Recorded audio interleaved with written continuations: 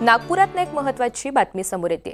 नागपूर शहरामध्ये bird flu झालेला आहे। पोल्ट्री उद्योगात त्याचमुळे भीतीचं वातावरण पसरलेलं आहे। बर्ड फ्लू संदर्भात नागपूर मनपाद्वारे बाधित भागामध्ये प्रतिबंधात्मक उपाययोजना जारी करण्याच्या सूचना या देण्यात आलेल्या आहेत। नागपूर शहरातील ताजबाग यासिन प्लॉट परिसरातील 3 कोंबडी पक्ष्यांचा बर्ड फ्लूमुळे मृत्यू झाल्याचं उघडकीस झालं आणि त्यानंतर नागपूर महानगरपालिकेच्या वैद्यकीय आरोग्य विभागाद्वारे आता त्या परिसरामध्ये प्रतिबंधात्मक उपाययोजना करण्यात आलेल्या आहेत।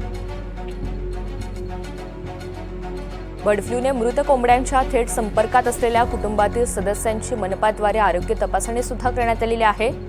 तसंच विशेष काळजी घेण्यात यावी असं आवाहन सुद्धा प्रशासनाने केलेलं आहे। मृत पक्ष्यांच्या संपर्कात आलेल्या 3054 पक्ष्यांवर कलिंग प्रक्रिया राबवण्यात आलेली असून 180 अंडी आणि सुमारे 1000 किलो खाद्य नष्ट करण्यात आलंय। बर्ड फ्लू हा आजार केवळ पक्ष्यांमध्येच आढळून येत असतो, मात्र सतर्कता आणि सुरक्षेच्या दृष्टीनं नागपूर पालिकेच्या आरोग्य विभागाद्वारे बाधित क्षेत्रामध्ये घरोघरी सर्वेक्षण सुद्धा करण्यात येतंय।